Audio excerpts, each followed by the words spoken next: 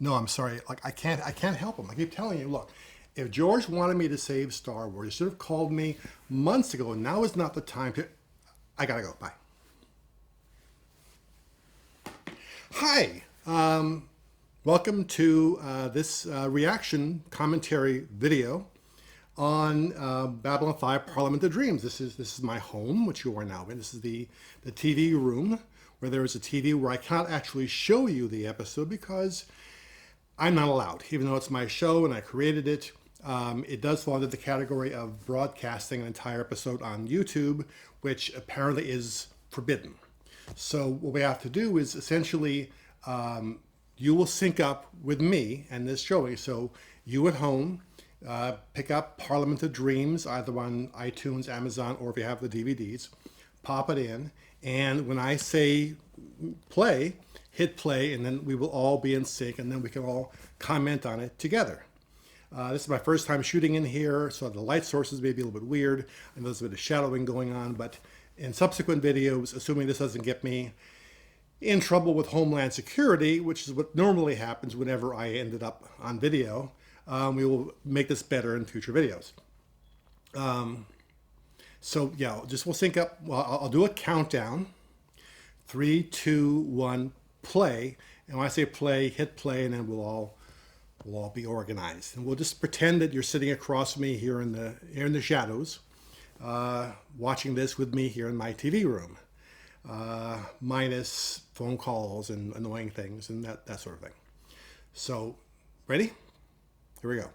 3, 2. You ever wonder about the meaning of life? I mean, the actual meaning of life. Never mind. It's okay. Start again. 3, 2. See, here's the problem. Here's what keeps me up at night.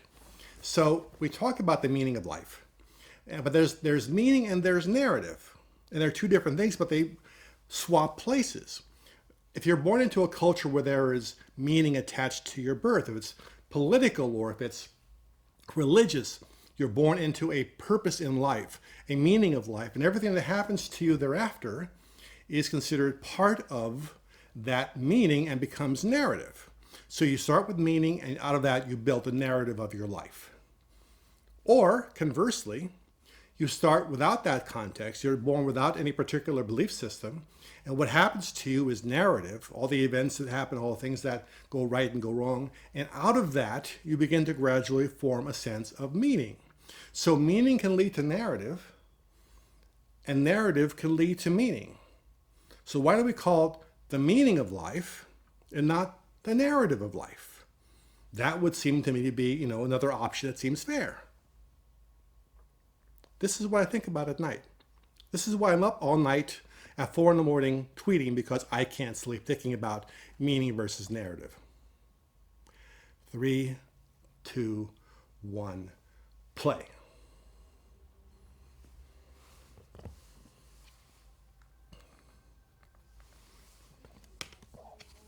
And keeping the dialogue down so I can hear it, but it won't end up on here.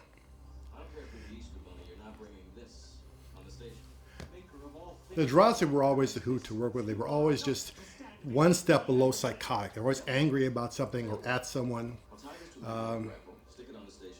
We should have had a directory guide to what season you were watching by just virtue of having a little insert in the corner showing Garibaldi's hair as it got shorter and shorter and vanished altogether. I miss Jerry. I miss all of our cast who are not here anymore. This is a great set to shoot in. It was a lot of fun. All the graphics and all the screens in the background give us a real, sincere customs area. I need to be upfront about something. There was a relationship I was in on and off for many years with a young woman who is no longer with us. And I based this whole relationship with Catherine Sakai on that relationship. We would wander in and out of each other's lives every so often. It'd be great for a while, and then I would screw it up, or it would get screwed up, but more on that in a minute. The song that Andreas, who I also miss, in this is something that he came up with on his own. I just said he was humming a little ditty, and this is it. That, by the way, is an actual pig's head. That is not a prop. We wanted to look real, so we brought in a pig's head.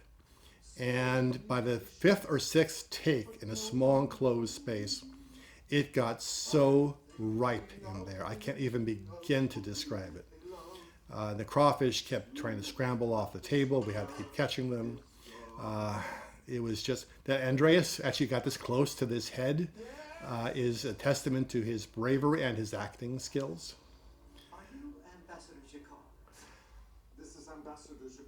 I love the response about my quarters. This was actually designed to be an episode where we start to have our sympathies turn toward Jakar, because up until now he's just been kind of an aggressive jerk, if you will. And this is the first time when he really became kind of sympathetic by virtue of the fact that he was being targeted for assassination. And we gave him more of a sense of humor than before. Yes, I'm sure you were.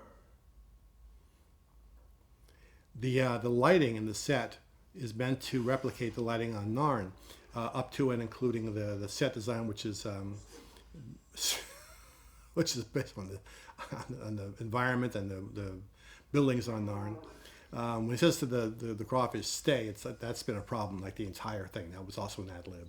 We didn't allow many ad-libs to happen in the show because it was a 5-year arc, and we really couldn't have that happening. But building that this Andreas was so good at that, he was one of the very few people I allowed to get away with this sort of thing. I am done. About time. And just the vengeance and the attitude, the snarkiness. I mean, Jakar's, attitude kind of invented snark on science fiction television to a certain degree, because he was just so good at it. So much emotion came through the prosthetics, which is the remarkable thing. He would stay in his makeup and wardrobe all day when he wasn't shooting necessarily. That he would just come in just to be in Jakar for the day without shooting. That would be weird. But a number of the cast who had to deal with prosthetics would take off part of it, or just want to get out of it as soon as possible. But he always felt sexy as Jakar. I always felt like I'm sleek, and I am elegant, and I am attractive. And that confidence came across in the character and just sitting on set. I mean, whenever people would come to the set, they would always go right to Jakar, because he would purr over all the attention, and they loved that. The logo in Babylon 5 actually described in great detail how that should look. In an early memo, the laser coming across and the 5 coming forward. This is a very, very carefully thought through show from beginning to end, from the technology. Speaking of technology, if you watch the show, particularly in the redone episodes that have been recently put up through iTunes, you will notice that whenever someone fires a PPG, there's a ripple effect that goes around the red burst, because these are phased plasma that are very hot and would superheat the air around it. I don't want bullets, because that would puncture the hull, and that would be, bad.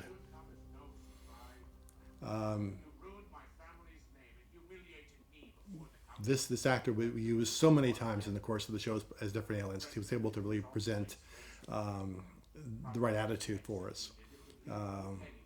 Harlan was his first season working with us, and someone else I miss. There's a lot of people in this show that I miss and who are not with us anymore, including the female character that I based, the woman I based this story on. A lot of this is drawn from real conversations that we had, to the point where I tried to be on set a lot during the first season to make sure things were done correctly, but for some of these scenes, I would watch the first take and then leave, because it was just taking too much from real life and I couldn't quite deal with it. Anywho, I love to play the paranoia between Jakar and Natath, because she was also very new, and I want to introduce all the new aides in the first season, ways that would make us think about them and recognize them immediately. So when Veer is introduced for the first time, we get a sense of who he is.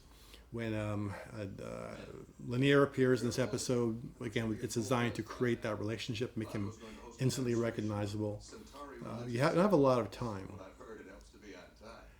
The religious ceremony comes from the idea of cultural exchanges that we have here in our own culture.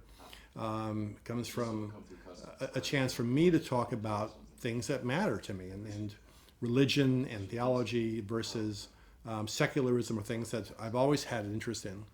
And Stephen King said that writers write what gets caught in our filters. Was she with anyone? That's so many oftentimes was my first reaction. I heard that the person was back in my surroundings again. So this is based very much in sort of the Romanesque celebration where they would eat and binge and throw up, come back, eat some more. We have the Centauri goddess of pleasure, who, of course, that introduces us, having both male and female aspects, to the idea of the six genitalia. This was seeded in, as it were, from the very beginning. I should mention that no one in the cast knew that Peter was going to get on the table. That's something he and the director had worked out, Joe Johnson, between them. And they wanted to get authentic reactions from the cast. Unfortunately, we did not tell the prop department or set department what they were going to do. And there are moments when the table almost gives out from under him, which would have been a catastrophe. As you watch this scene, keep an eye on Claudia's reaction. Because of everyone in the room who doesn't know it, her reaction is the most horrified and the most surprised. Mira more or less keeps it together, but Claudia just starts to lose it. We actually had to remove some of her laughter from the takes that we edited all together because she was just hysterical over this. So it's all in the coverage. This is also when you also get a better sense for Londo as well. This is a chance for him to be funny and to be charming and to be a little bit drunk. And Michael, and I miss Michael. I like the idea of a polytheistic culture, and for most of humankind, it was polytheistic. They started to get in trouble when monotheism came along, because no one ever said my household God is better than your household God. They were there to be of service. Now they watched Claudia's reaction. No one here knew what was happening. Mira is. You can see Claudia in the background just trying to keep it together. Claudia is gone. She's hiding from the camera behind Peter's ass so she won't be seen completely and utterly losing it. Watch the expression. Hey, God's by the bushel, God's by the pound, no one causes a problem. When it comes down to my God is better than your God, then you get into a fight. See how the table is shaking during this take? It almost went. One of the legs actually did buckle, but it held together. Jerry also didn't know, so he's doing his best to keep it together. This is the first take. Stephen now starting to lose it. He's hiding behind the hair. Watch Claudia. She can't even look. The tears are coming down her face at this point. For the coverage, they had it together, but for the master shot, the wide shot, they're gone. Claudia, she was crying. Oh God, it was funny. I like the thing which kind of, in a way, sort of precedes cell phones, where you don't want to have the phone go off in the middle of a conversation, so you turn the phone off, you put it in your pocket, which is what he does at various points in the story here to try and not get distracted. And this kind of thing comes so much from real life and my own awkwardness and my own ineptitude in relationships. I figured giving Sinclair some of my flaws, which are multitudinous and varied, so many to choose from, but his awkwardness seemed like a good way to go to make him more vulnerable. No, I don't. You're obviously here to do business. This conversation is in bits and pieces taken from real conversations that I've had in the past. difficulty. How do you make the connection again? You were close at one time, and you fall apart, and you come back together again. It's Separate ways about a year ago. She wanted me she gets right to the question, how's Carolyn? And then he, of course, could say anything he wanted to, but no, he says, no, well, she hasn't been around, kicks her to the curb, basically, saying, I'm available, I'm available. Alarm you, but your pants are talking to you. I know. The awkwardness, your pants are talking to you. This is the nerd version of me, because that would probably happen. Your fly is open, you're got gravy on your shirt, or your pants are talking to you. It's me. As long as you're on stopover, if you don't have any other plans, how about dinner? Jeff, please. Just Direct line. This is my station. Not this one, the station line, but her comment about, I'd like to show you around a little if you have time. This is how we get into trouble every 3 years. yep, that's exactly what this person said at one point. All right. Just dinner. It's so hard seeing this, knowing that it was hard enough at the time, knowing that this person is now no longer with Give us. you my birth number. But I suspect you already know how to find It's hard. Commander. That's the thing with growing up and getting older, is that so many people that you once knew aren't there. As Mark Twain said toward the latter part of his life, there's no one left to play with anymore. The unfortunate accident with an airline. Anyhow, back to the story and back to Jakar. Those piercing Narn eyes are just so effective, and You must know his own sponsor do wrong. the paranoia, the fear, the questioning. And because the audience has just been introduced to Nataf for the first time, just an episode or two before this, we can accept the possibility that she might in fact be an assassin. We don't have any investment in who this character is yet, so everything is on the books. Everything is possible. She also, the actress has had a problem with the lenses, but they were hard to wear. But Andreas, and the rest of them just soldiered on and to tell the story, to be those characters. How can you be sure there is an assassin on board? What if he only told you this to frighten you? Unlikely. Coming off of Murder, She Wrote, I loved playing with conspiracies and who's after who, and are you actually in danger? Who's going to try and kill you? It really kind of gave me the training to write this episode. I can see Andreas almost as a Narn Jessica Fletcher, trying to figure out who the murderer is. I could, but then I would have to go lie down for a while, because that would just not be a good thing. We use these establishing shots so many times in the course of the show. I'm surprised people didn't call us on it more. To do the chest piece, we had to do a cast of Andreas's body from his neck down so it would fit properly. And they had to shave him to do that, which he did not appreciate very much. But I wanted to say, look, we wanted to be able to see his torso. We wanted to be able to see the body, particularly, in scenes where there are other people walking around and he's in that more relaxed condition. So even though it's only, that was like a 2-minute shot, took all day to put that chest prosthetic on him and fit it on. The only thing worse than putting that on, as I understand it, was taking it off, because it was glued to his chest. And you can shave the chest hairs all you want. There's still going to be some in there anyway. And he had words for me on several occasions about this. He didn't care for this at all.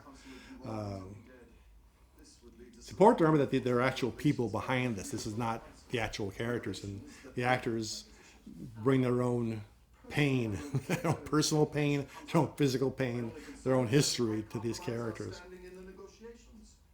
So we have to handle this quietly for the sake of planetary security. Of course. Ambassador. I love the reaction to the standing up so straight, saying like, I'm afraid of you, I'm going to show it. There are so many colors in here that Andreas gets to play. He loved the fact that this is also a very vulnerable episode for Jakar, got him to let him play a wide range of emotions and attitudes that he wouldn't normally be able to play. Left this station by now. No ships for long have left since yesterday afternoon. He's still here. Finding him will be your first test.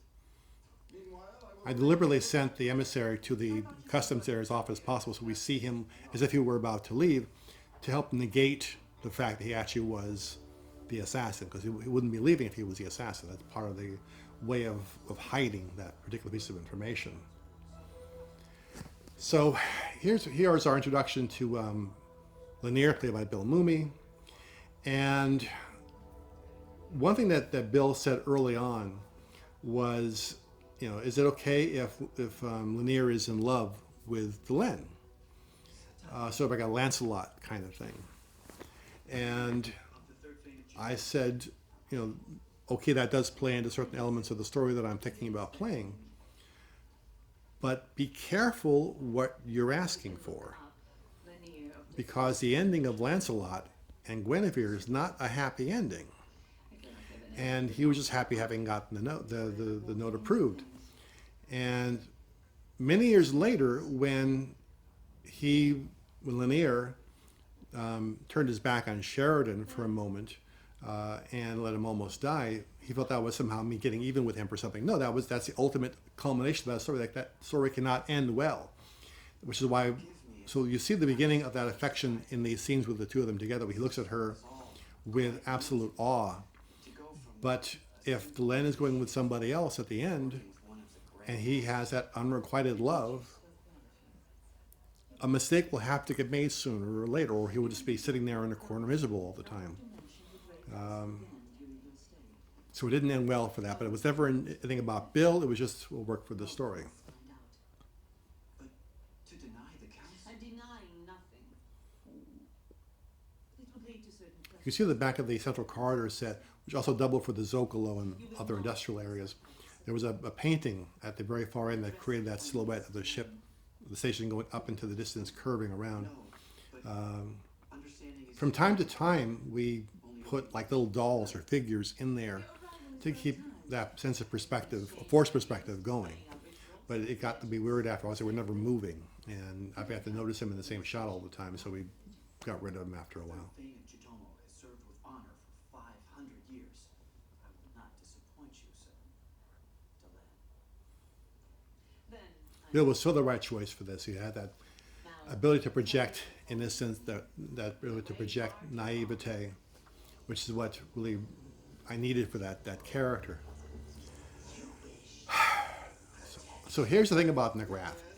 When I wrote the first appearance of McGrath, I said, we don't see the entire being. I wanted McGrath to be played in shadow, so that any shortcomings of the prosthetic would not come across, and it would look more menacing.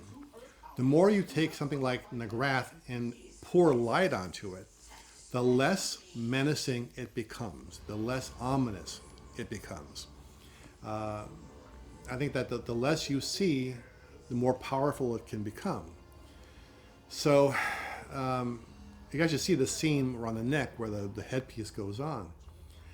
That's one of the reasons I decided eventually not to use McGrath anymore. It was overexposed. We were one of the very first shows to do digital extensions and fake sets, and CGI sets, I should say. So the scene in the garden with the Fresh Air restaurant was one of the pioneering attempts to really create, for television at least, these great environments that you could never build with a huge budget. Half the time I'm with someone else, or you're with someone else. The other half of the dance goes something like this. We meet, renew acquaintances. Here we go. At old times at the academy. You ask about my aunt, I ask about your brother. We lie about not missing each other, and we end up in bed together. Another direct quotation from some of our conversations. I was still trying to find my way as a writer, particularly for a show like this. So I knew that there were areas I wanted to get to that were more fantastical down the road. But when you're insecure as a writer, you grab onto what you know. Conversations, moments, people, situations. So there's a lot of my personal life, actually through most of the episodes of the first season, because I was trying to figure out, okay, how do I wrestle this beast of a 5-year arc to the ground? And I was insecure about that. So let me write things that I am secure about, things that actually did happen, things that I can reference that have emotional consequence and verisimilitude for me. And that's why, in this episode in particular, I drew heavily upon this one particular That's a good idea. relationship. We're not good for each other. I know. It was always three parts passion. This is so hard. This is so hard to watch. I mean, I basically cannibalized the entire conversation. How's your brother? Michael was so charming in this scene, and I know people called him stiff. He wasn't. He was a very serious, somber kind of a guy. But in this kind of a scene where he gets a chance to just, relax, let his hair down, and be emotional and be compassionate, it's a beautiful scene, and he does such a great job in that scene, and did not deserve what people were saying about him at that time. This is talked about later on as being a marriage scene, and it is almost in a Catholic sense of, you're being married to the church, or the church is discussed as the bridesmaid to humanity, and this is her in a sense becoming bridesmaid to humanity, or the bride to humanity, whether that was going to be Sinclair or Sheridan down the road. She was essentially marrying the human race to start bridging the gap between Minbari and human.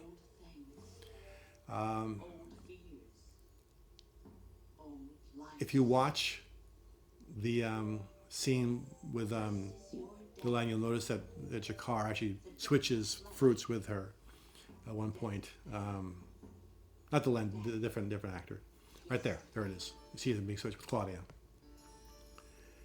And everything she is saying in this piece really relates to where the show is going and where that character is going, and where actually a lot of the characters are going. There's a lot of foreshadowing going on here. And of course, Jerry's one person, as Garibaldi, doesn't eat it along with Jakar, and Garibaldi, of course, ends up coming to a bad fate end of the season. And that's the marriage ceremony right now. I've become one with humanity. We are joined together. We are now, in a spiritual sense, wedded. It begins. Right down to the pulling back of the veil, which is part of the wedding ceremony in many cases, or marriage ceremony. I was told a bodyguard would be at the ceremony. I was all alone. No taste of your own death, indeed. It's the only... The hysterics. We never really saw Jakar hysterical before, but now we get to see. He could go so big when he wanted to. He could just explode. Such a fun actor, and a fun scene for him to play. Let me see if I've got this straight. You just came in and found this guy dead in your bed. That's right. And you've never seen him before. You have no idea what he was doing. This is the Murder, She Wrote detective scene, of course. Over all this. Just trying to get your story down, Ambassador. It's not my story, it's the truth. When this individual was killed, I was at the Minbari ceremony. Mrs. Fletcher. Yeah, I remember. And I also remember you looking pretty distracted the whole time. I wrote this scene so many times for Murder, She Wrote.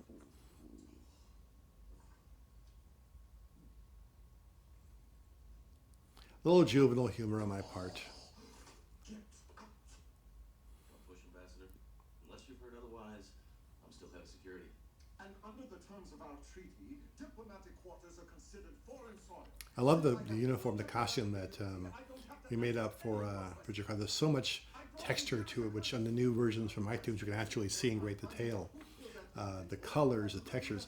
There's different kinds of materials used. There's parts of like feathers. There's burnishing. There's stones. There's just a wealth of things to make it look rooted in earth, and in not our earth, but in terms of the ground and it's the soil, and Ambassador, from the bottom of my heart. it says everything about these people.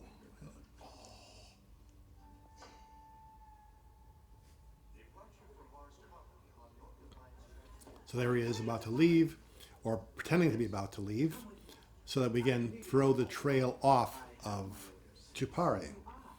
You don't want to suspect him. You want to have someone else be that person. And the fact that Natoth stops him and is part of that culture sets the stage for her somehow looking to distract Jakar, to be involved in this. In any murder story, you have to have the suspect somewhere in the first part of the show. So, in theory, it would be somebody that we know or have met. Atmosphere to sustain any kind of sentient life. Therefore, it'd be Natoth. High levels of platinum, duranium, you name it, it's there. Good. We have some good news, by the way. Yes, you hit the big time. I don't understand. The last The planet Quantium 40 story turned up a substantial amount of Quantium 40. Yes. And is when going to you go do somewhere that, else. You are entitled to a piece of the profit. And how's that look to you? Oh my. Well, we better catch our next In the podcast. pre-Sheridan structure, We'll be celebrating your good fortune. she would have gone to Zahadum in search of things like Quantium 40. Because someone had to get there. Cheers.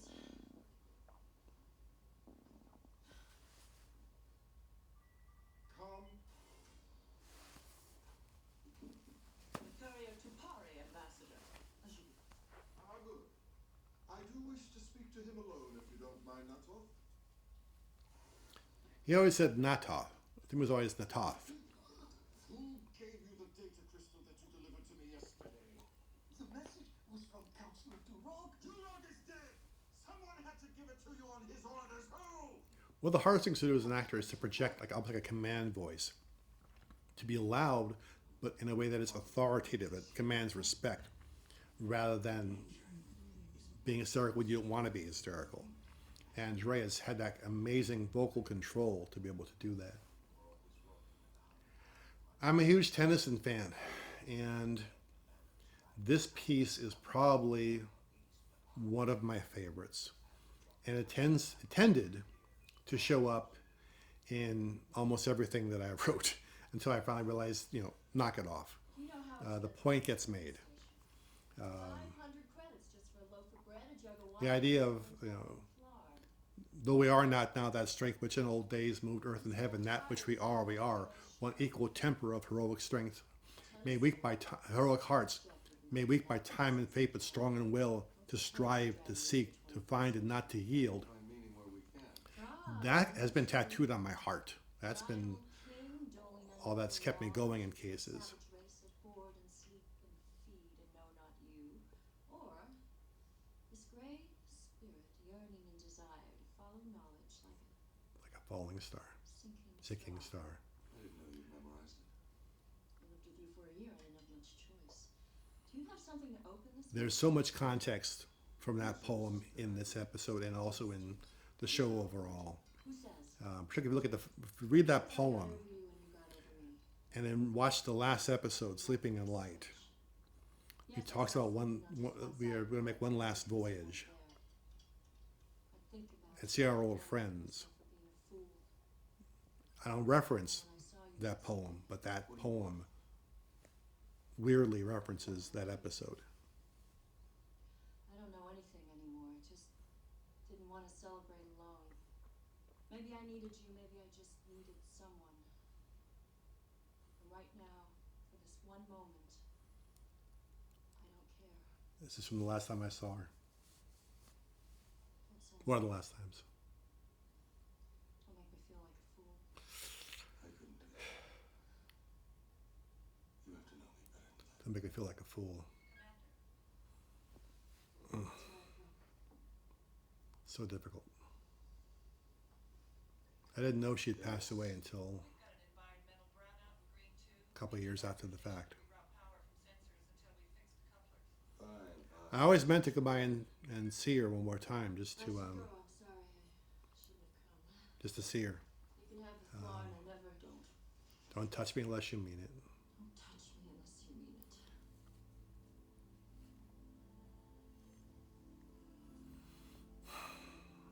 And I didn't go see her.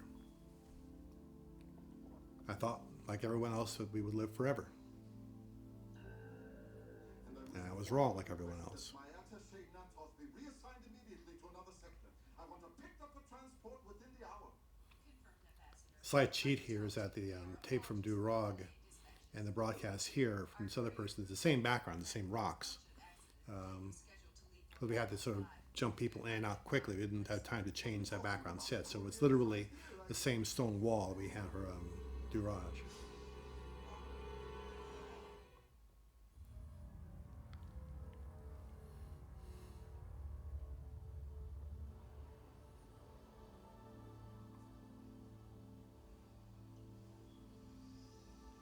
And don't touch unless you mean it scene was the scene that I had to walk off the set for.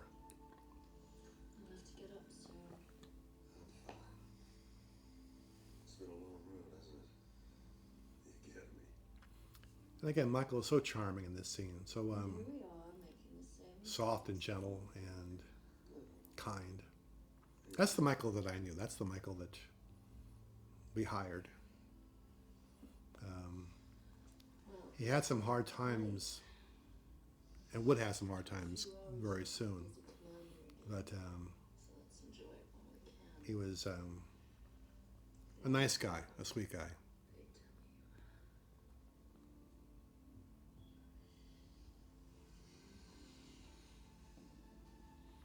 That's how I watch the show. So many people are gone. I don't mean to dwell. That's like a death commentary, but it's not really intended to be that. It's actually more of a celebration of life. But that comes into context. Oh, the pain giver. I never really liked the way that collar worked because it looks big enough to just take off, which it had to be to work for the kicking scene later on.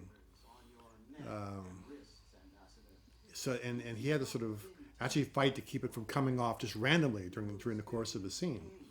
I can see right there when he's holding on to it. It could easily have come off.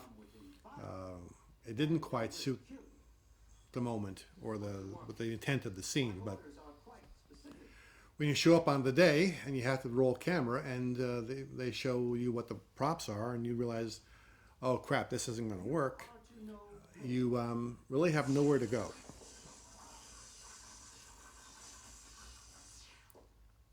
We stuttered the film there to make it a little more painful. And then you are to die at the required hour. Where the glasses came from, I can't recall if that was in the script or not. I think probably not, but I haven't checked. Any idea how long I They don't actually have proper ears to hold those things. But then again, who's going to tell a Narn you don't have ears? I wouldn't do it. imagine you could make me extremely wealthy. But to betray a commission would violate the spirit of the Thentamakur. Yeah, Thentamakur is similar to what we see in the warrior caste along the Minbari and other cultures, that there's this sense of honor, a sense of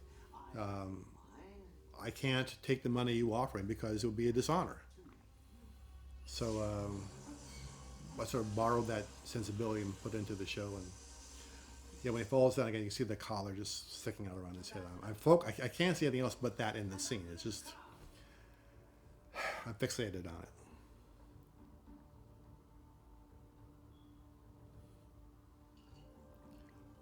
A clue. Something here has happened.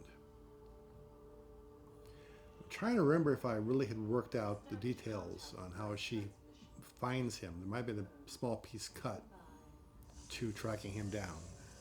The pain must be overwhelming. Why hold it in? Cry out, Ambassador. With luck, someone will hear you. We set up here Jakar's tendency to not give someone the satisfaction of seeing him cry out in pain. I knew that way down the road on Centauri Prime, we would have basically a similar scene where he is tortured, but there he does have to show pain. He does have to submit. And here he has not much choice because he's being zapped by electricity. But for a Nar to show pain is one of the hardest things in the world for them to do, and to acknowledge pain. But This is none of your affair, Natos. eventually that character had to do that, and part of Jakar's growth is learning to show vulnerability, to show pain, to show compassion. So when he does, scream during a scene with Kartasha many years later, it's kind of a culmination of this whole arc of his character. Why should I? There's so many little tiny details that I built into this that You're using some people caught, some people didn't, but they made me happy to put them in there. and much too quick. Our orders were to prolong his discomfort every moment until the deadline. And what would you recommend? She had such fun with this scene. She really loved kicking the crap out of Andreas. Again, see, he's holding on to the pain giver so it won't come off of him. At your service. It's almost like someone keeping on like a fake mask and so it won't come off.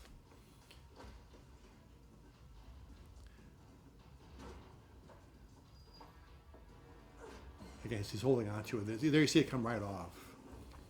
And he still holds it down as he falls. And this is the part where I'm supposed to decide I trust you, drop my guard, and let you shoot me in the back. Another Murder, She Wrote scene.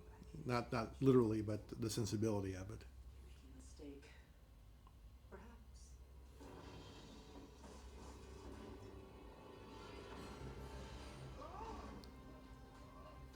I never much liked that ray gun light, the redness that came off of that. It didn't look real to me. Nor did that dummy hitting the wall. It's a fun show, isn't it? Ambassador, it was the only way to disable the painkillers. I love the relationship between them. As hard as possible, as often as possible, and still make it appear as though I were beating you into another incarnation. And you didn't enjoy it in the least. I didn't say that. What are you going to do with Tupari? I would have liked to have pursued this a little longer, but it was just hard to keep anyone in that role with the prosthetics. It became really very problematic. Finally awake. I was afraid the injection wouldn't wear off for another day or so. Another day. This is the fun of these characters, just the way they relish the fact that this poor sap has now been put in serious bind. Substantial amount of money to your personal account. The batting back and forth of the dialogue. This is one way of showing confidence, where one person starts and the person bounces it back and forth. You'll know pain, you'll know fear, and then you'll die. Have a nice flight. Yes, they will, won't they? I imagine they're already on their way. Actually, they should be here in about 1 hour. It would be even more unfortunate if they were to find you here when they arrive. Oh, yes. Happily, I... They're verbally basically punching him from both sides of his face. And they're so scandalized by your actions that they just as soon forget the whole thing ever happened. Except for the part about killing him. Except for that, yes. I know every line of every scene.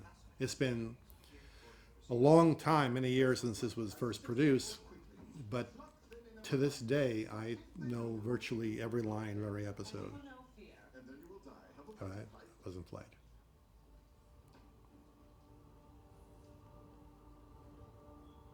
What the beret is doing there, I don't know. Some of the fashion choices of the extras was kind of bizarre. The descending keys, like wah-wah moment. Ambassador, enjoying the last day of the festival? More than you could possibly imagine. Good day. He's in a good mood. Who knows? Maybe Earth Central was right about this festival idea. I can't believe how quiet it's been the last days. Yeah, originally this was entitled Carnival. And I tried sort of to write it more like a carnival environment. It didn't work. And the more I thought about it, let's get serious about this. Let's make this a chance to get into the whole theology issue. And I was kind of nervous about it because whenever I tried to touch on issues of theology before in television, then the notes became, don't do that. I think I was conditioned to believe that I couldn't touch it, but I thought, well, I'm going to try putting my finger on the third rail and see what happens. And when everything went through fine, I got more confident over time doing this with other episodes, which, if I hadn't done this, this set the stage to have Brother Theo and the other monks showing up. It really is what allowed me to explore more and more that question of faith. Maybe that's why Takara's smiling. Funny. I didn't think Londo was his type. I think as he thought that Londo, when Jakara got married, that she was humanity and Minbari. Of course, the other part of that is, over the course of 5 years, the relationship between Londo and Jakar does get to be kind of like a married couple. to the point where I think in the Mac and Bo episode, someone says, "How long have they been married?" Well, that goes back to this. That's a reference back to this episode. When I wrote the finale, everyone thought this was something very special, something very unique. And the day we shot it, all the executives came in from Warner Brothers to see it, because something about putting everyone together from different belief systems in the same place and saying this is how humanity is resonated even with Suits. And everyone in the line, pretty in the first half or 2/3 of it, were what they were described as being. I wanted authentic, Muslims and Jews and Christians and Buddhists to be in the same place at the same time. So we put out a request in our extras casting to have that. But that being said, the atheist always goes first in the line because that's where I fall. The scene is just somehow just oddly magical. Even now, after all these years, it remains that. And Michael only learned the names of some of the actors, the extras, the day of. And he remembered all of them. It goes down that entire line and knows all their lines and all their names. I was able to call them out. It says something important about humanity, how many different views of the world there are and of the universe. And goes back to the idea that we are the universe made manifest, trying to figure itself out. That long line says we are trying to figure this out. We are trying to figure out who we are. So that is the Parliament of Dreams. And it's one of my favorite episodes of all time, and I'm glad that the Group Mind on Patreon chose this episode to begin the new rewatch commentary, because for me, my perspective of the show and of episodes changes over time, so a commentary now won't be the same as it was 15 years ago. This is an episode that meant a lot to me, and a show that sticks in my memory in a lot of ways, in a lot of personal ways. If I could make one recommendation to those watching, we, as noted, like to believe that we are immortal. We think there's always time to tell those we love that we love them. And sometimes there is, and sometimes there is not. If there is someone in your life who you haven't spoken to in a while, and you want to say things to them that matter to you and matter to them, don't wait. Do it now. Do it today. Because there may not be a tomorrow. And you'll be much happier having said those things. So with that benediction, I wish you all a good evening. Thank you for having come to my house to watch this episode with me. I hope that this tape comes out all right. Listen to me. I hope this recording comes out okay. And if it doesn't scare too many people off, we will do this again. So I will see you again on the other side.